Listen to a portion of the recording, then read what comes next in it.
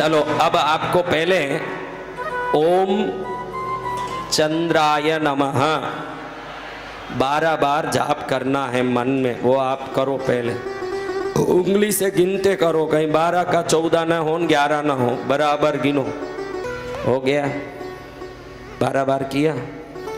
अब 12 बार, क्योंकि ये आदि शंकराचार्य की सौंदर्य लहरी भगवती माता भवानी पार्वती की है, और भगवान आदि शंकराचार्य ने भगवती पार्वती को निवेदन किया कि ये स्तुति सुनने वालों की रुकावट निकल जाए, चंद्र दोष निकल जाए, मन की पीड़ा वेदना टेंशन निकल जाए।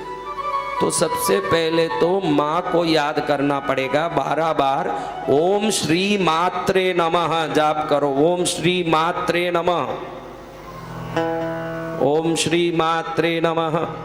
अब आपको कुछ दिन में लगे कि मेरी रुकावट निकल गई, मेरी परेशानी मन की निकल गई, मेरी उदारी संकट निकल गई, कृष्णगिरी आके माँ के चरण में सिर टेकना पड़ेगा आपको। ये मैं आदेश दे रहा हूँ, क्योंकि उससे ज्यादा बोलूं तो संकट है, इसलिए मैं नहीं बोल रहा हूँ। नहीं तो ऐसा भी बोल सकता हूँ, नहीं किए तो वापस पकड़ लेगा, ऐसा कोई बोले संत अच्छा लगेगा क्या? नहीं बोलते।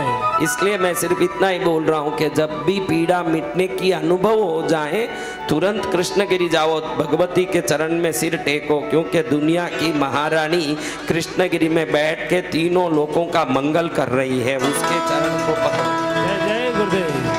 तो अब मैं बोलता हूँ कि ओम सद्गुरुभ्यो नमः 12 बार जाप करो।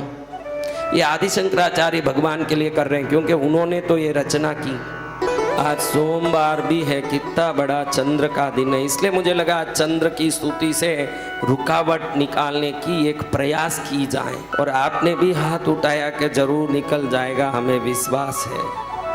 विश्वास है तो फिर तो काम हो ही गया, समझना कि भाई विश्वास आया काम हो गया। काम विश्वास से होता है। अब पहले मैं चंद्र की स्तुति कर रहा हूँ, आप हाथ जोड़ के।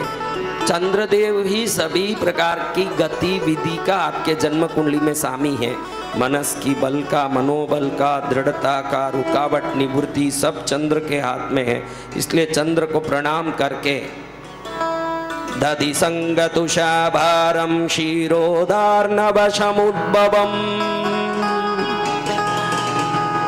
नमामि शशिनं सोमं शम्भोर्मकुटभूषणम् ॐ पद्मध्वजाय विद्महे हेमरूपाय धीमहि तन्नो चन्द्र प्रचोदयात्। ओम चम चंद्राय मम मनसि स्थित सर्व मनोपीडा मनोवेदना मनोबाधा मम जन्म कुंडली स्थित मम सर्व बाधा विघ्न निवृत्तिं कुरु कुरु चम चंद्राय नमस्कार। अब माँ को प्रार्थना करेंगे। आदि शंकराचार्य ने जिस स्तुति को किया, मैं वो आपको 5 बार सुनाता हूँ। बहुत छोटा है, बहुत छोटा है, लेकिन 5 बार सुन लेंगे। कहते हैं कि बहुत छोटी सी सुई जब हाथी के कान में घुस जाती है, उसका प्राण निकाल देती है। ऐसे ये बहुत छोटी सी स्तुति जब आपके दिल में उतरेगी, आपके दुख को भी निकाल के फेंक देगी। फिर कैसे बोलूं महाराज? शिव शक्त्या युक्तो यति भवति शक्त प्रभवितो न चेदेवं देवो न खलु कुशलस्फन्ति तुमपि अतस्माम् आराध्यां हरिहर वृञ्चादिभिरपि प्रणन्तुं स्तोतुं वागतमकृत पुण्य प्रभवति।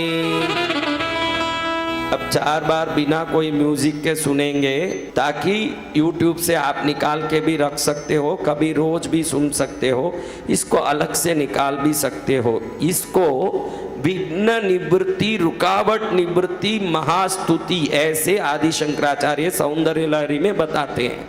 तो आपको बिना म्यूजिक के ऐसे सुनाता हूँ, आप सुनिए।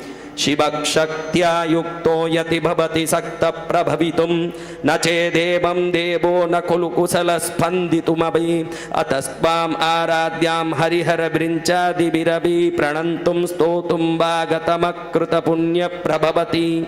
वापस बोलता हूँ तीसरी बार। शिवशक्त्या युक्तो यति भवति सक्तः प्रभवितुं न चेदेवं देवो न खलु कुशलस्पन्दितुमपि अतस्त्वाम् आराध्यां हरिहरविरिञ्चादिभिरपि प्रणन्तुं स्तोतुं वा गतमकृतपुण्यप्रभवति।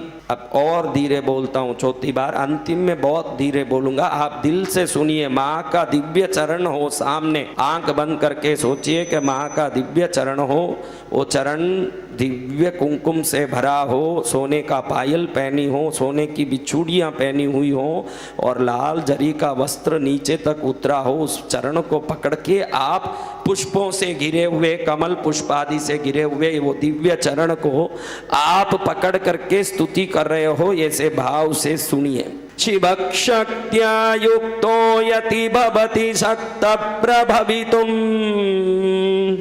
न चेदेवं देवो न खलु कुशलस्पन्दितुमपि अतस्त्वाम् आराध्यां हरिहरविरिञ्चादिभिरपि प्रणन्तुं स्तोतुं वा गतमकृतपुण्यप्रभवति।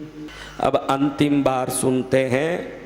पूर्ण कृपा हो जाए माँ तेरी, क्योंकि इसके एक एक अक्षर अति तीव्र मंत्र सिद्धि रखते हैं। इसको सुनने वालों को मंत्र की शक्ति हर रुकावट को दूर करने की ताकत रखती है। ये विश्वास से माँ मेरी ये दिव्य भावना युक्त निवेदन को तू स्वीकार करके मेरे विघ्नों को दूर करना माँ। शिवशक्त्या युक्तो यति भवति सक्तः प्रभवितुं न चेदेवं देवो न खलु कुशलस्पन्दितुमपि अतस्त्वाम् आराध्यां हरिहरविरिञ्चादिभिरपि प्रणन्तुं स्तोतुं वा गतमकृतपुण्यप्रभवति।